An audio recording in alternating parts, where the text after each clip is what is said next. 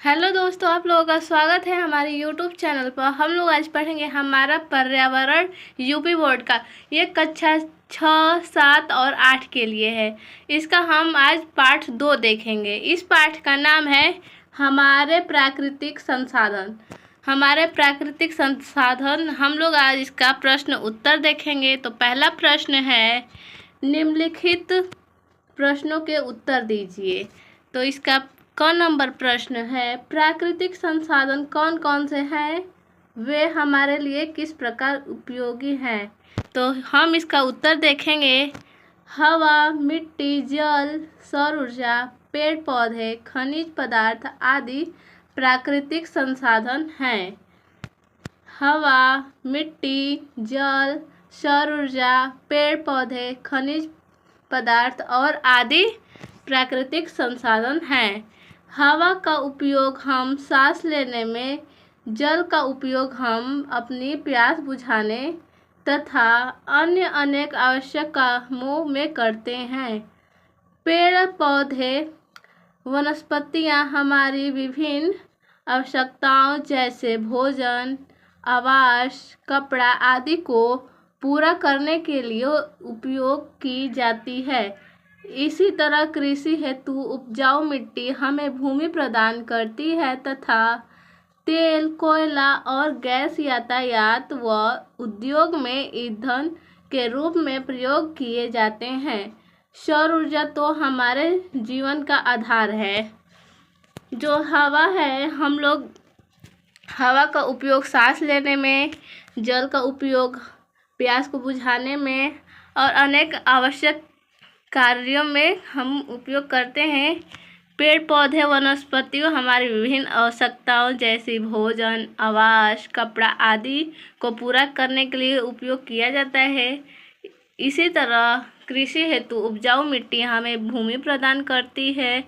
तेल, कोयला और गैस यातायात व उद्योग में ईंधन के रूप में प्रयोग किए जाते हैं। यातायात का मतलब होता है वाहनों में तेल की आवश्यकता होती है ना, तो वही। सौर ऊर्जा तो हमारे जीवन का आधार ही है। ख नंबर प्रश्न देखेंगे, दैनिक जीवन में जल को क्या उपयोग है। दैनिक जीवन में जल का क्या उपयोग है, जल के दुरुपयोग को रोकने का उपाय बताइए। तो इसका उत्तर हो जाएगा, जल बिना जीवित रहने की कल्पना भी नहीं की जा सकती। जल के बिना जीवित रहने की कल्पना भी नहीं की जा सकती। हमारे दैनिक जीवन के विभिन्न कार्यों जैसे नहाना, कपड़े धोना, बर्तन धोना, पोछा करना, पेड़ पौधों को सींचना आदि अनेक ऐसे कार्य हैं जिनमें जल की आवश्यकता पड़ती है। जल के दुरुपयोग को रोकने के लिए जल के प्रयोग पर ध्यान देना होगा। जैसे नल को कभी खुला नहीं छोड़ना, कुल्ला करने या नहाने के लिए मग का इस्तेमाल करना चाहिए। फल सब्जी धोकर बचे पानी को फेंकना नहीं चाहिए, बल्कि उसे पौधों में डाल देना चाहिए। जल बिना जीवित रहने की कल्पना भी नहीं कर सकते। हमारे जीवन में विभिन्न कार्यों जैसे नहाना, कपड़े धोना, बर्तन धोना, पोछा करना, पेड़ पौधों को सींचना, ये सब जल से करते हैं, जिसमें जल की आवश्यकता पड़ती है। जल के दुरुपयोग को रोकने के लिए हमें नल को कभी खुला नहीं रखना चाहिए। कुल्ला करने के लिए हमें मग का उपयोग करना चाहिए और फल सब्जियों को धोकर हमें पानी को फेंकना नहीं चाहिए, बल्कि उसे पेड़ पौधों में डाल देना चाहिए। हम लोग अगला प्रश्न देखेंगे। ग नंबर, भूमि से प्राप्त होने वाले किन्हीं 5 पदार्थों के नाम लिखिए।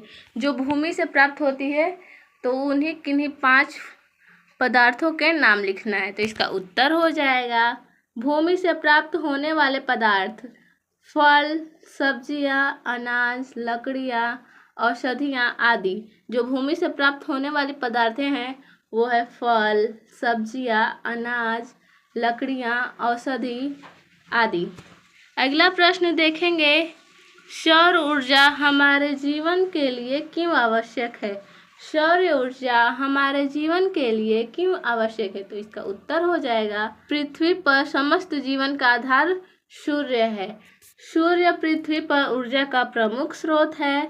सूर्य से हमें गर्मी और प्रकाश तो मिलती ही है, साथ ही सूर्य जल चक्र बनाए रखने में, वायुमंडल में वायु का प्रवाह बनाए रखने में, जल को नियंत्रित करने में, भोजन बनाने हेतु पौधों को ऊर्जा प्रदान करने में, घर में नमी शीलन को दूर करने तथा कपड़े सुखाने में तथा शरीर में विटामिन डी की आपूर्ति हेतु सौर ऊर्जा हमारे लिए अति आवश्यक है। अगला प्रश्न देखेंगे, वायु का जीवन में क्या महत्व है? वायु का जीवन में क्या महत्व है? तो इसका उत्तर हो जाएगा, वायु हमारे लिए अत्यंत आवश्यक है। भोजन और जल के बिना तो हम कुछ समय तक जीवित रह सकते हैं, परंतु वायु के बिना हम जिंदा नहीं रह सकते। वायु हमारे लिए अत्यंत आवश्यक है, क्योंकि भोजन और जल के बिना तो हम कुछ समय तक जीवित रह सकते हैं, परंतु वायु के बिना हम जिंदा नहीं रह सकते। अगला प्रश्न देखेंगे, प्रश्न नंबर 2, सही मिलान कीजिए। तो इसका अ और ब है, तो वायु का मिला देंगे। वायु में ऑक्सीजन होती है। वायु में क्या होती है? ऑक्सीजन होती है। इसको मिला देंगे, वायु में ऑक्सीजन होती है। अगला है जल। जल से हमारे शरीर का 70% भाग बना है। जल से हमारे शरीर का 70% भाग बना है। भूमि को मिला देंगे, खनिज पदार्थ का भंडार है। भूमि खनिज पदार्थ का भंडार है। अगला है सूर्य का प्रकाश। सूर्य का प्रकाश हमें विटामिन डी बनाने में मदद करता है, तो इसको इससे मिला देंगे, हमें विटामिन डी बनाने में मदद करता है।